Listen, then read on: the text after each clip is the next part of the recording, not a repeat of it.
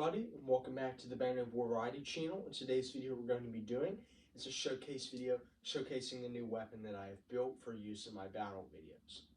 So here we have the Getawney High Power, a field gun used mainly against armored units during the war against the Bucketed Empire, also known as Burgundy's War.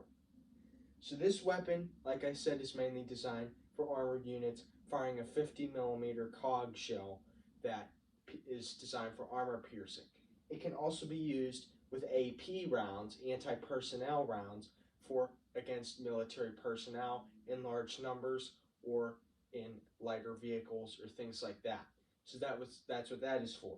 Now, since I don't have the capabilities for in my battle videos to create trucks and tank replicas to use, I cannot really use it for this. So I use it against personnel mainly, so we will have the AP rounds loaded.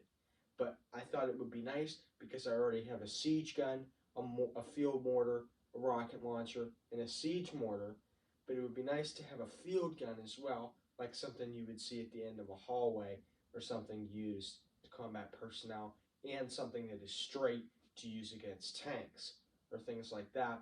But the siege gun is not really great for at closer ranges. So anyway, guys, with that being said, what we're going to do is we're going to get a couple closer looks at the parts and mechanisms of this weapon.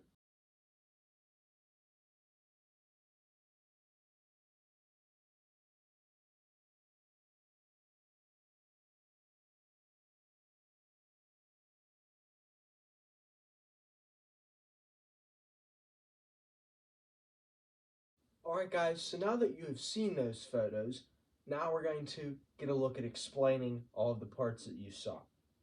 So, starting on this side here, this would be our kit for repair tools, and you could store some ammunition in here. This was always kept on the side. This is the shield here that it would be the person would be hiding behind. This gun was usually a three-person gun used to operate it, but it was designed so that in emergencies and during shortage of military personnel from catastrophic warfare, it could be operated by one person, which we will mainly see it be operated by one person when it is used in my videos, so that it is more efficient and the other guys can be used elsewhere on the battlefield. So this is the shield, like I said, that you would hide behind. Lightly armored, can withstand most bullet types of this time period, especially the ones that go 14,000 miles per second, like those little balls that come out of a lot of the guns I use, that we see used during the time, and they can withstand some armor-piercing bullets, but most larger ones it cannot withstand, but it is pretty good for small arms fire, which is why it's there. And so most often people aren't going to use their armor-piercing rounds on this. They would just throw a grenade in which the person using this would have time to get out of there. So that is the detail of that. So we're going to get a look at this side here. All right, guys. So now that we are on this side of the gun, we can begin to look at some of the features that we see here. So this would be a spotter scope that would be used by either a separate crew member using this weapon or the person that is individually firing it. So if you got this gun set up in a distance and you want to look at what's in the distance, that's what that's for. You want to get a zoom in on what your target is. It's a spotting scope, or anybody that could be moving, anything. This would be taken out when a firefight began, obviously, so it isn't shot and rendered useless. It would also probably move over to this side, away from that, or duck down low, so bullets don't come through that hole, which it's probably going to be a little hard to shoot through that anyway. But anyway, that is that. We have these sort of shim-like pieces here that go underneath and support the gun. They are on both sides. This kit is just over there sitting on it, and that props the gun up. On here, this says Getawney High Power, Getawney HP, and 50mm cog, and we can actually see, I don't know if you can see on there, but this is one of the few specimens where the typo exists. So on a few early models of this, which is one of these, they didn't put millimeter on it. They just put 50 and a dot in the cog. Well, that isn't really a proper designation of the caliber. So as you can see there, I don't know if you can see, it's been they've written millimeter over it in a lighter shade, probably in a utility pencil. So that's that. And this is one of those earlier models.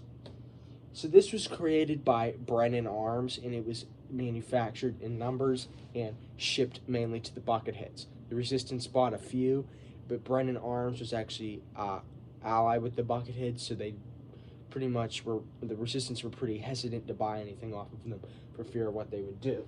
But so mainly all of the weapons of larger calibers that the Resistance got were mainly stolen from Bucketheads in battles that the Resistance had won against them. So that's that. This is chambered in 50 millimeter cog. So the shell is basically a cog wheel, less the name, hence the name cog, in its caliber. So basically, 50 millimeter, and it has a charge here. Inside here's the charge.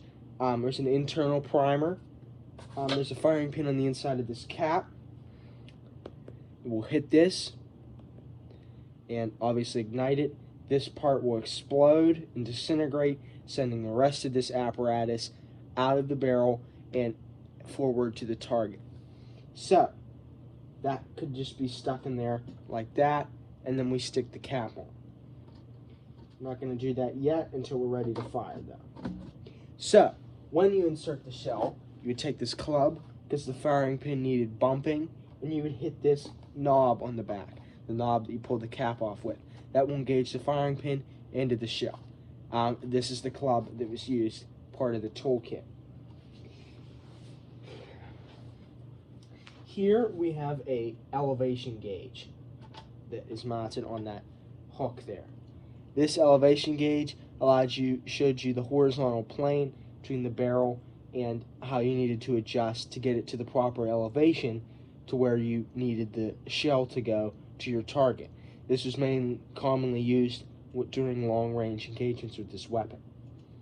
And so this is a gauge that measured that, and that was vital to aiming the weapon. If you didn't have one of these, you would not be able to aim it properly, and it would be useless at longer ranges.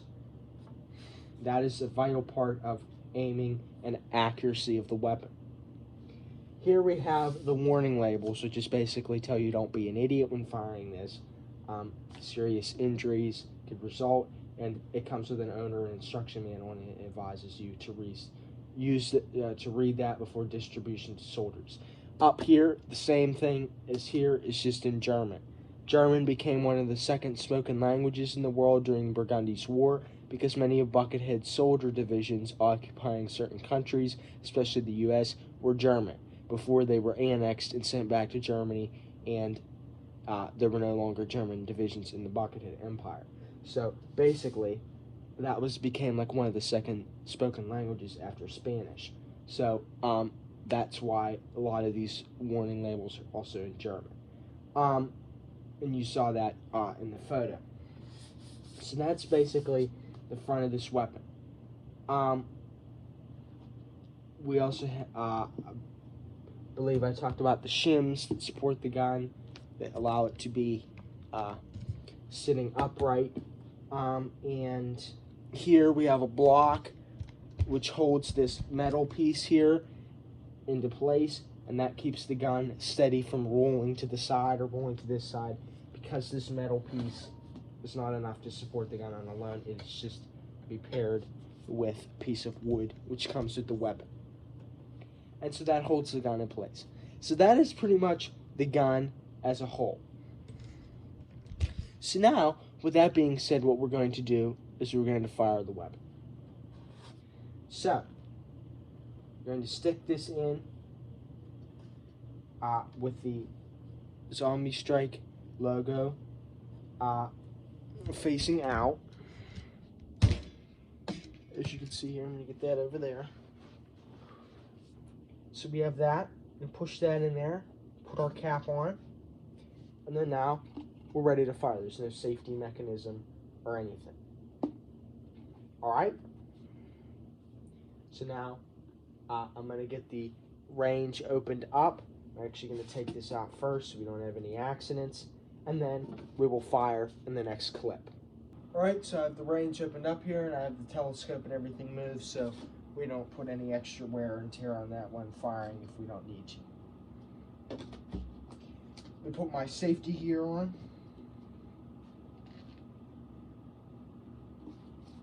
Alright. Here we go.